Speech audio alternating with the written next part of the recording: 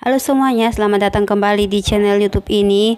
Di video kali ini kita akan ngobrol dengan seorang dosen keperawatan, tapi kali ini berjenis kelamin laki-laki.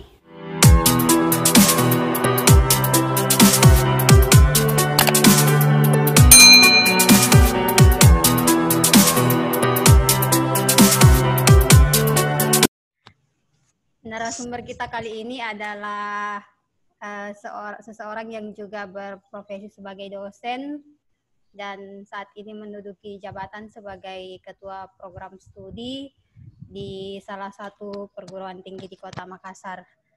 Baik, segera kita sapa. Selamat siang, Nurse Sukri. Selamat siang, Nas Krista. Bagaimana kabarnya Makassar hari ini? Alhamdulillah Makassar hari ini cuacanya cerah ya. Kemarin sempat hujan. Oke. Baiklah Makassar dalam kondisi terkendali. Oh iya. Ini Pak Sukri sepertinya sedang ada di kantor atau di mana? Ya, saat ini saya ada di kantor karena sejak minggu lalu itu seluruh pegawai, dosen dan staf sudah harus berkantor seperti biasa. Sebelum kita ngobrol lebih jauh lagi, mungkin saya memberikan kesempatan kepada Pak Sukri dulu untuk memperkenalkan diri. Silahkan. Oke, nama saya, nama lengkapnya ya Muhammad Sukri Malik ya. Bisa dipanggil Nurse Sukri atau Nurse Uki ya, Pak Uki. Saya saat ini seorang dosen ya, dosen di salah satu kampus kesehatan yaitu Stikes Panorama Makassar. Kemudian saat ini saya menjabat selaku Ketua Program Studi S1 Keperawatan periode tahun 2020 hingga 2024. Jadi baru kemarin ya dilantik bulan Januari. Jadi saya memulai karir itu di keperawatan dari diploma 3 keperawatan. Itu saya tempuh di Istikes Panakuka dan selesai pada tahun 2009. Kemudian setahun kemudian pada tahun 2010 itu saya lanjut program sarjana keperawatan di Unhas pada tahun 2010, selesai 2012 dan saya lanjut program professionals dan selesai 2013. Kemudian 2014 di kampus yang sama di Unhas saya mengambil program magister keperawatan dengan peminatan keperawatan medikal bedah, sehingga saat ini saya fokus mengembangkan keilmuan saya dalam bidang keilmuan keperawatan medikal bedah. Jadi saya banyak mengajar KMP dan juga mungkin terkait saya punya penelitian, publikasi itu banyak di area KMB. Alhamdulillah saya sudah menikah dan dikaruniai 2 orang anak, 1 putri dan 1 putra. Oke, mantap sekali. Jadi dari perkenalan tadi kita sudah dengar dan bahwa saat ini Pak Sukri sudah sedang menjabat sebagai Ketua Program Studi S1 Keperawatan. Dan sepengetahuan saya di Stikas Panakukang itu ada begitu banyak dosen-dosen senior yang mungkin jauh lebih senior daripada Pak Sukri. Namun akhirnya pilihan untuk menjadi pimpinan di S1 Keperawatan itu jatuh ke Pak Sukri. Nah, itu kenapa bisa seperti itu, Pak? Jadi memang ada hal yang menarik dari jabatan saya ini dalam artian ya mungkin kalau kita melihat dari segi proses jenjang ini ya jenjang karir lah. Jadi memang kalau dari segi usia itu saya yang paling muda di prodi ya. Saya dari kurang lebih ada 13 dosen di prodi itu saya yang paling muda di situ. Tapi kalau dari segi jenjang karir itu saya sudah melewati tahap-tahap, misalkan saya pernah menjabat sekretaris nurse itu kurang lebih 4 tahun ya, 4 tahun. Kemudian saya menjabat sekretaris S1 itu 2 tahun. Jadi itu mungkin yang menjadi pertimbangan atau modal sehingga saya bisa ditunjuk ya, karena memang waktu itu saya sendiri yang maju. Maksudnya tidak ada yang dosen lain yang ditunjuk untuk maju di pemilihan ketua prodi. Jadi seperti itu prosesnya. Jadi waktu itu semua sepakat dosen-dosen menunjuk saya untuk maju di pemilihan ketua prodi. Oke, artinya kan Pak Sukri ini memiliki kelebihan mungkin dibandingkan dengan yang lain sampai semua sepakat untuk Pak Sukri yang maju. Kira-kira apa yang menjadi rahasia atau kelebihan Pak Sukri di sini? Jadi mungkin saya tidak mengatakan sebagai suatu kelebihan dari saya, tapi itu hanya mungkin kesempatan dan peluang yang saat ini saya yang mendapati peluang itu. Ya, karena mungkin dosen lain mungkin juga berkesempatan atau ingin maju, tapi saat itu dia belum sampai di tahap situ keinginannya. Ya, dalam artian mungkin ada pertimbangan lain atau dia di posisi yang lain. Ya, boleh dikata saat itu memang dosen-dosen lain itu masih ada masa jabatannya yang lain atau ada tugas-tugasnya, sehingga itu juga salah satu ya, bukan sebagai kelebihannya tapi peluang yang mungkin saya dapatkan dibanding dosen lain saat itu. Oke, baik-baik. Mungkin kembali ke pendidikan. Mendengar riwayat pendidikan Pak Sukri tadi itu sepertinya mulus sekali dari D3 sampai S2. Nah, mungkin di sepanjang pendidikan Pak Sukri itu utamanya mungkin di S2, mungkin Pak Sukri pernah mendapatkan beasiswa kah atau apakah sampai kok lancar begitu pendidikannya? Oke, jadi waktu saya kuliah itu dari D3 itu ke S1 saya sudah kerja waktu itu ya di Stikes Panakua sebagai staf di laboratorium, dan waktu itu saya diberi kesempatan untuk lanjut ke jenjang sarjana dan saya ambil peluang itu. Begitupun di tahap profesi nurse, dan saat itu belum ada beasiswa karena regulasinya waktu itu yang ada adalah untuk level magister. Nah, nanti pada saat level magister, di situ saya dapat beasiswa dari institusi dan juga dari Dikti. Waktu itu saya dapat 2 beasiswa dari Dikti dan dari institusi. Apa ya di mata orang-orang kan yang lebih cocok untuk jadi perawat itu kan sebenarnya perempuan. Nah, pertanyaan saya kenapa Pak Sukri ini ingin menjadi perawat? Oke, jadi ini memang sering pertanyaannya bagi seorang perawat ya, ini ada laki-laki kenapa tertarik jadi perawat, dan memang itu umumnya kebanyakan perempuan. Tapi waktu itu saya mau jadi perawat ya karena saya melihat profesi ini itu sangat mulia, ya bisa membantu orang, ya menolong orang, dan yang waktu itu yang jadi butuh saya adalah minimal saya bisa merawat, menolong, membantu keluarga saya. Nah, alhamdulillah ketika ada keluarga yang sakit, ya orang tua yang sakit, saya bisa membantu langsung, ya. Jadi itu mungkin salah satu motivasi kenapa saya menjadi perawat. Meskipun ya saat ini saya tidak bekerja di pelayanan, ya, tapi itu tadi saya tetap bisa membantu atau merawat keluarga yang sakit. Dan juga ya karena saya di pendidikan paling tidak ya bisa lah mencetak atau menghasilkan lulusan atau generasi perawatan. Kembali ke jabatan sebagai ketua program studi. Ya seperti yang tadi Pak Sukri sampaikan bahwa Bapak adalah yang paling muda di dosen yang paling muda di program studi tersebut. Nah, pertanyaan saya kembali, bagaimana sih rasanya memimpin senior-senior, apalagi beberapa dari beliau pernah menjadi dosen kita, itu rasanya seperti apa? Dan trik-triknya untuk bisa menjadi pemimpin yang baik buat beliau-beliau.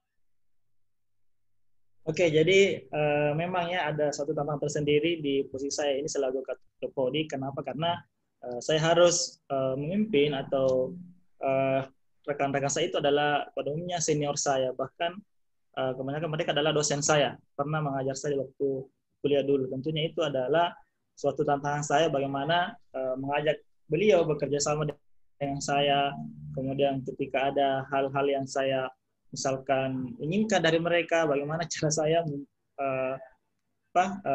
meminta kesediaannya untuk bekerja sama, meminta kesediaannya untuk memberikan, ketika saya meminta saran-saran mereka, ataukah ada tugas yang saya harus berikan kepada mereka, itu tentunya tante sendiri. Dan saya juga alami ya,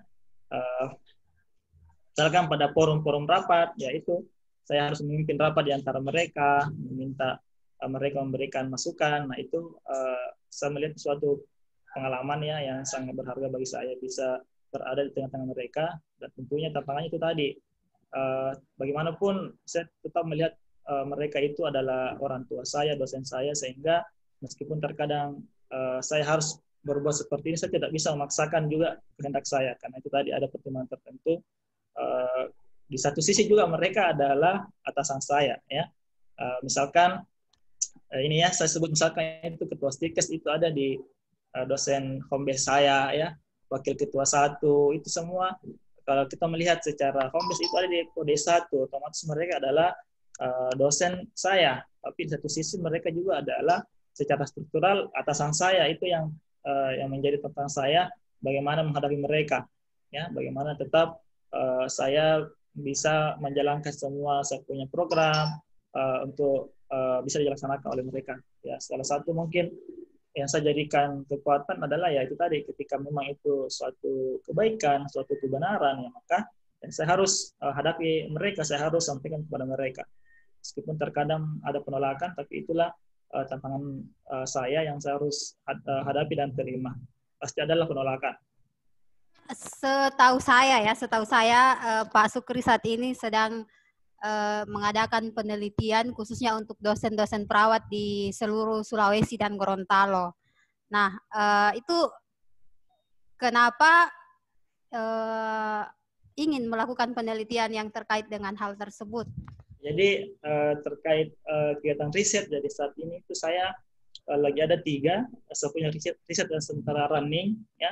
2 itu adalah hibah dari Dikti, dosen pemula, dan saat itu adalah riset gabungan dari beberapa teman di perguruan tinggi swasta maupun negeri, di mana yang terakhir itu yang sementara running itu adalah saya ingin melihat pengalaman teman-teman dosen keperawatan dalam menjalankan pembelajaran daring sejak pandemi. Ya, saya tentunya di sini ingin melihat kendala-kendala atau hambatan yang dialami dosen, dalam artian kita harus mendapatkan data yang bisa menjadikan dasar sehingga kita bisa memperbaiki bagaimana kualitas pembelajaran ke depannya. Jadi sebenarnya penelitian itu sebenarnya tujukanlah kepada institusi saya pribadi, itu yang saya inginkan. Tapi kita ingin melihat lebih luas lagi. Apakah di luar sana ada institusi yang merasakan hal yang sama dengan institusi saya?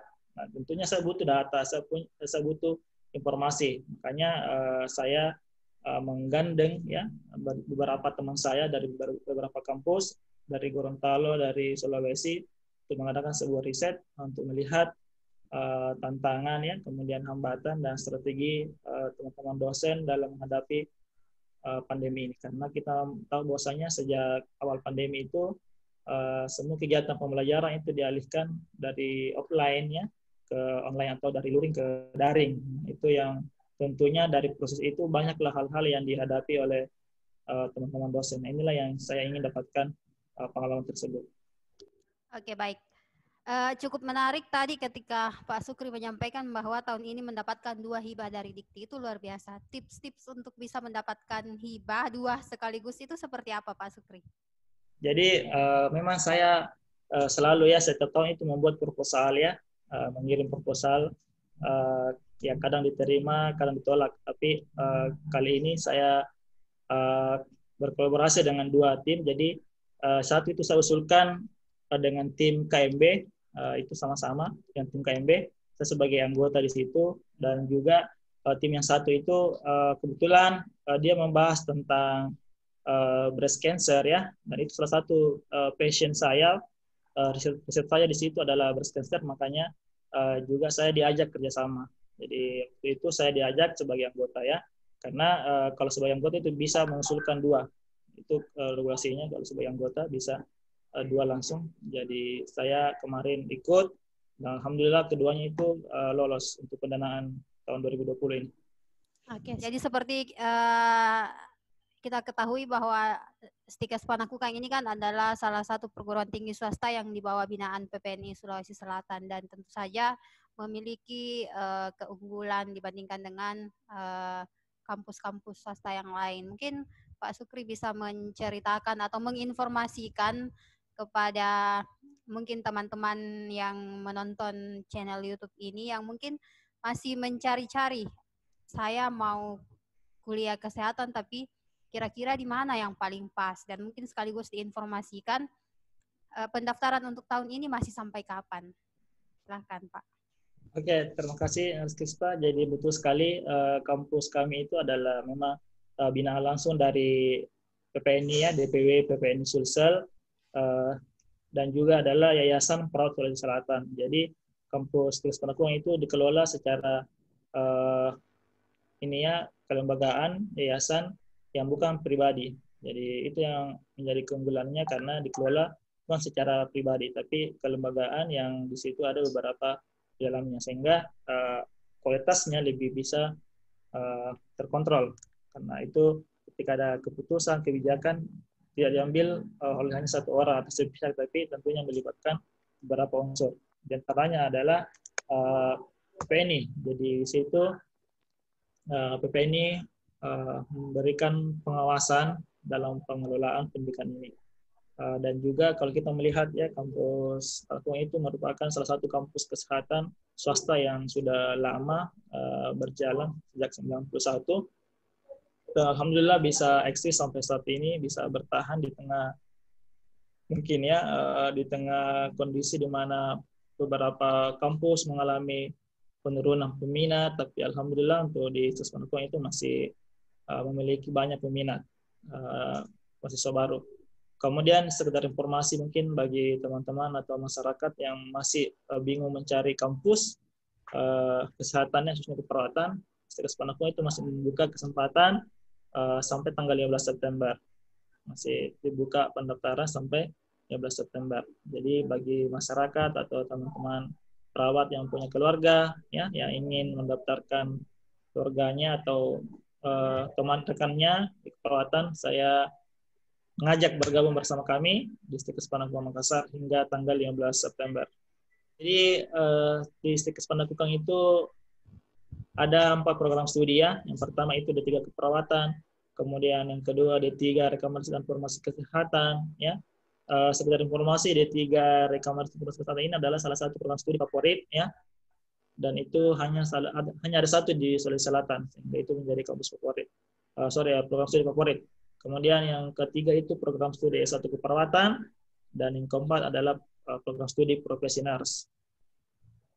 Baik, terima kasih Pak Sukri atas waktu yang sudah diluangkan untuk berbincang-bincang sedikit dengan saya. Semoga semakin sukses ke depannya Pak. Selamat siang.